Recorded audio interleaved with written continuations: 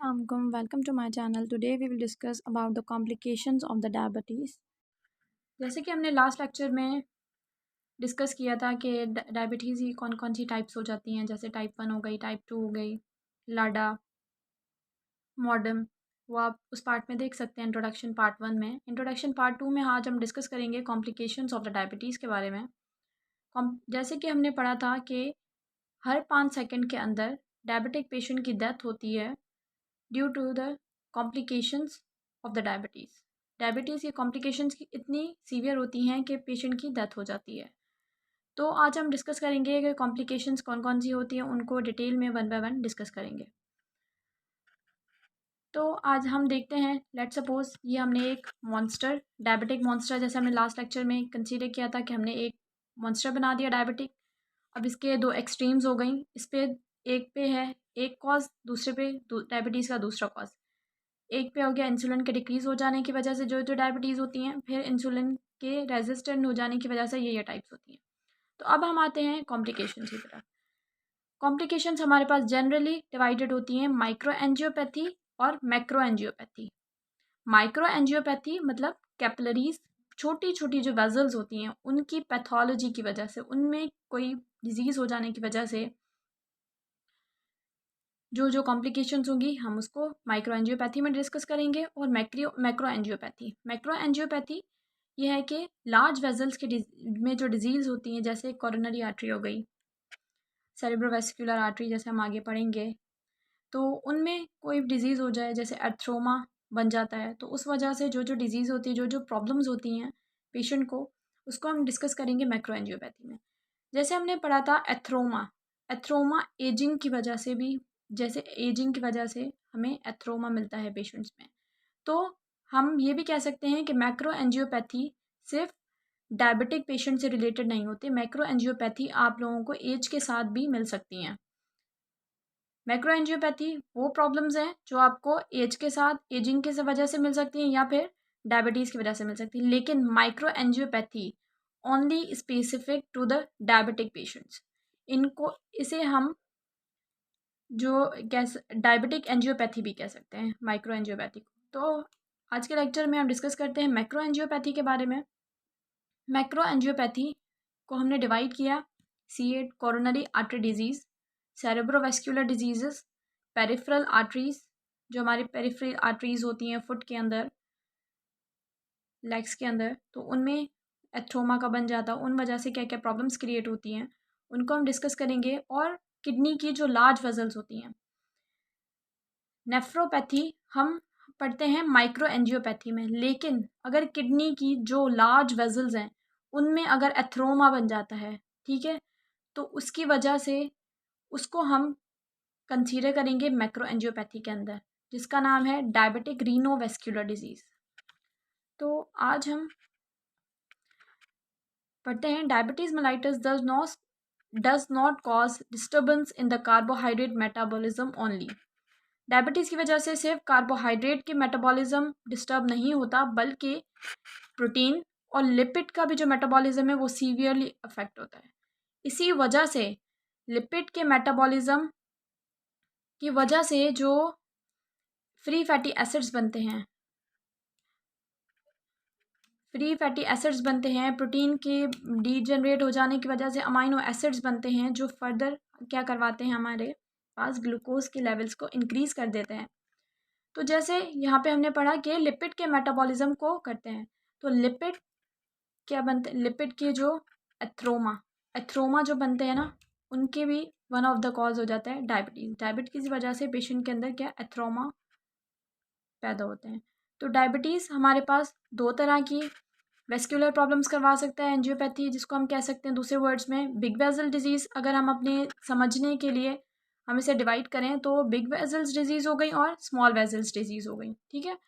Most commonly diabetes जो है ना, डायबिटीज़ में जो ज़्यादातर नुकसान होता है ना, वो स्मॉल वेजल्स डिजीज़ जो होती है ना, वो ज़्यादा अफेक्ट होती हैं as compare to the big vessels disease.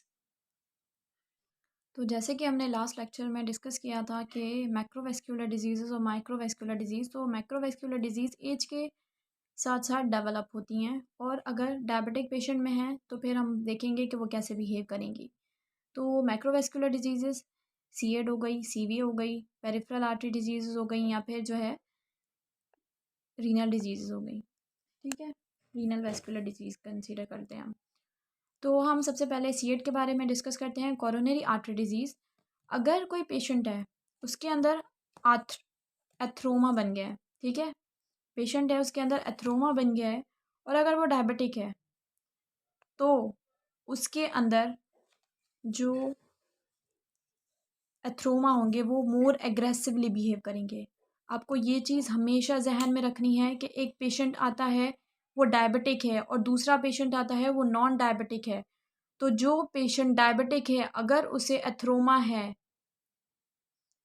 अगर किसी और आर्टरी में है या फिर किसी और वेसल में है, या फिर सीएड के बारे में, अभी हम सीएड के बारे में डिस्कस करते हैं, हम इसे ही कंसीडर कर लेते हैं, तो वो मोर एग्रेसिवली बिहेव करेंगे। आपने इस चीज़ को अपने जहन में रखना है कि अगर पेशेंट को सीएड है और डायबिटिक है पेशेंट, तो उसमें मोर सीवियर एथ्रोमा हमें मिलेंगे, और मोर डिफ्यूजली। एक पेशेंट है, अगर हम समझने के लिए सपोज करें, एक पेशेंट है जो नॉन डायबिटिक है लेकिन उसमें एजिंग की वजह से एथ्रोमा बन रहे हैं।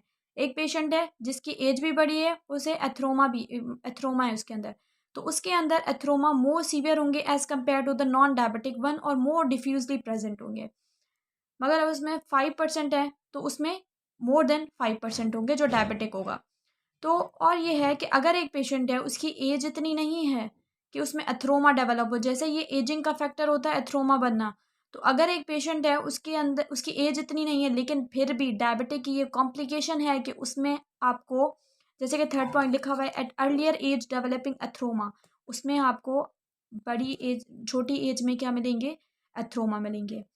तो और दूसरी बात यह है कि जैसे अगर एथ्रोमा मिलेंगे कोरोनरी आर्टरी डिजीज़ के अंदर, तो ये है कि उसे जाहिर सी बात है stable unstable angina more common, बहुत ज़्यादा कॉमन होगा कि उसे कभी स्टेबल एंजाइना अनस्टेबल एंजाइना होता है, या फिर कार्डियक डेथ भी हो सकती है। अगर डायबिटिक पेशेंट है, उसे सीवीए है, अगर आपने उसे एग्रेसिवली ट्रीट नहीं किया तो कार्डियक डेथ भी हो सकती है पेशेंट की, या फिर एमआई की वजह से भी उसकी डेथ हो सकती है। अगर एक पेशेंट है वो डायबिटिक है, उसकी एमआई की वजह से डेथ हो जाती है, तो ये कहना गलत नहीं होगा बल्कि ज़्यादा अप्रोप्रिएट होगा कि उसकी डेथ हुई है due to the complication of the diabetes. For the awareness purpose अगर हम ये बोलें कि पेशेंट की एमआई की वजह से डेथ हुई है, जो एमआई कॉम्प्लिकेशन है डायबिटीज़ की, तो ज़्यादा अप्रोप्रिएट होगा। सेकंड कॉम्प्लिकेशन हमने क्या डिस्कस की थी कि सीवीए सेरेब्रोवास्कुलर एक्सीडेंट्स। हमें इसमें 2 पॉइंट्स हमें ये हमेशा याद करने हैं कि एक पेशेंट अगर डायबिटिक है तो उसमें मोस्ट कॉमनली हमें क्या मिलेंगे, मोस्ट कॉमन जो है हमें सीवीए मिलेगा। सेरेब्रोवास्कुलर एक्सीडेंट्स उनमें बहुत ज़्यादा कॉमन होंगे, और उसकी लार्ज वेसल्स हों ब्रेन की, या फिर मीडियम वेसल्स, दोनों जो है अफेक्ट होंगी। जैसे कि आपने सुना होगा एक पेशेंट है वो डायबिटिक है, ठीक है, एक पेशेंट है वो डायबिटिक है, उसे फालिज का अटैक हो गया है, तो वो क्या है, वो कॉम्प्लिकेशन है डायबिटीज़ की। तो जैसे हम पढ़ेंगे कि क्या क्या कॉजेज़ हो सकते हैं जिस वजह से सेरेब्रोवास्कुलर एक्सीडेंट्स होते हैं। पेशेंट के अंदर स्टीनोटिक एक्सीडेंट भी हो सकता है, जैसे कि पेशेंट के वेसल्स है, ठीक है, आर्टरी है, उसके अंदर एथ्रोमा बन गया है। अगर एथ्रोमा बन गया है, एथ्रोमा ग्रेजुअली बढ़ता जाएगा, तो जो ब्लड सप्लाई है उस एरिया को वो डिक्रीज़ होता जाएगा। ब्लड सप्लाई अगर डिक्रीज़ होगा तो इस्कीमिया डेवलप हो जाएगा वहाँ पे। इस्कीमिया डेवलप होने की वजह से वहाँ पे वो जो रीजन है वो डैमेज होगा। दूसरा कॉज़ क्या है, हेमरेजिक। हेमरेजिक अगर एक आर्टरी है, उसके अंदर कोई भी वेसल कंसीडर कर लें, ब्रेन की कोई भी वेसल है, उसके अंदर एथ्रोमा बन गया, एथ्रोमा इतना बड़ा है कि उसने आर्टरी को क्या कर दिया, रप्चर कर दिया है, तो क्या हो जाएगी, हेमरेजिक अटैक एक्सीडेंट हो जाएगा। या फिर ये थ्रोम्बोटिक तो होते हैं, थ्रोम्बस बन गया है, फिब्रिन, प्लेटलेट्स, इन सब के एग्रीगेट, एथ्रोमा बना, उसके अंदर प्लेटलेट्स, फिब्रिन का सारा एग्रीगेशन क्रिएट हो गया, जिसको हम कहते हैं थ्रोम्बस। थ्रोम्बस की वजह से जो है पेशेंट को इस्कीमिया हो सकता है, इस्कीमिया की वजह से वो होता है, स्ट्रोक हो सकता है पेशेंट को। जिस रीजन का स्ट्रोक होगा वो चीज़ इम्पेयर हो जाएगी, वो डिपेंड करता है कि पेशेंट को कितना स्ट्रोक होता है। अब ये एम्बोलिटिक एम्बोलस क्या होता है कि एक जगह थ्रोम्बस बना, लेट्स सपोज लेफ्ट हार्ट के अंदर थ्रोम्बस बना या कहीं और थ्रोम्बस बना।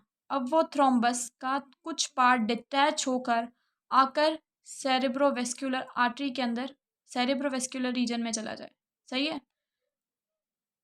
उधर हम इसको क्या कंसीडर करेंगे, एम्बोलाई। तो जो प्रॉब्लम क्रिएट होगी उसकी वजह से वही इस्कीमिया होना है, स्ट्रोक होना है, जो भी प्रॉब्लम्स क्रिएट होंगी तो क्या होंगी, वो एम्बोलिटिक होंगी। तो हमने जनरली क्या किया है, डिवाइड कर दिया है। स्टीनोटिक हो सकती हैं एक्सीडेंट्स, हेमरेजिक एक्सीडेंट्स हो सकते हैं, एम्बोलिटिक और थ्रोम्बोटिक। और हम आते हैं अब थर्ड वन पे, पेरिफेरल आर्टरी डिजीज़ या फिर पेरिफेरल वेसल डिजीज़। पेरिफ्रीज हम अगर दो एक्सट्रीम्स कंसीडर करते हैं, एक अपर लिम्स हो गए, एक लोअर लिम्स हो गए, ठीक है। अपर लिम्स जो हैं वो कम अफेक्ट होते हैं, जैसे कि अपर लिम्स है डिजीज़ अकर लेस ऑफन। हमें अपर लिम्स में भी प्रॉब्लम्स मिलती हैं लेकिन कम मिलती हैं। मोस्ट कॉमन जो पेशेंट को है ना, वो लिम्स, लोअर लिम्स की आर्टरीज, फुट की आर्टरीज, उनके अंदर एथ्रोमा बन जाता है, वहाँ पे जो है ना वो रप्चर हो जाती हैं, वहाँ पे प्रॉब्लम्स क्रिएट होते हैं। अगर एक पेशेंट है उसको वो डायबिटिक है और उसके जो है ना लोअर लिम्ब के अंदर एथ्रोमा बन गया है, तो वो जो एथ्रोमा होगा ना वो बहुत ही एग्रेसिव होगा, ठीक है। वो बहुत ज़्यादा क्या करेगा, बहुत जल्दी डेवलप करेगा, अनप्रिडिक्टेबल। आप प्रिडिक्ट नहीं कर सकते उस एथ्रोमा को कि ये कितनी जल्दी, जैसे कि उसने कहा एग्रेसिव मतलब बहुत जल्दी क्या बढ़ता जाएगा, बढ़ेगा तो जाहिर सी बात है रप्चर करेगा। आप प्रिडिक्ट नहीं कर सकते उसकी ड्यूरेशन ये कितनी जल्दी बढ़ेगा, ठीक है। तो जैसे लिखा हुआ है, very aggressive unpredictable atheroma develop there contribute to the diabetic foot disease called the vasculopathy. क्या करवाता है पेशेंट के अंदर, डायबिटिक फुट डिजीज करवाता है, जिसको क्या कहते हैं हम, वेस्क्यूलोपैथी। तो आज हमने डिस्कस किया है मैक्रोवेस्कुलर डिजीज़ के बारे में। माइक्रोवेस्कुलर डिजीज़ को हम इंडिविजुअली इंशाल्लाह डिटेल में बहुत अच्छे से डिस्कस करेंगे। तो आज के लिए इतना ही। अगर आपको लेक्चर अच्छा लगा हो तो काइंडली सब्सक्राइब करें, लाइक करें, शेयर करें। Thank you.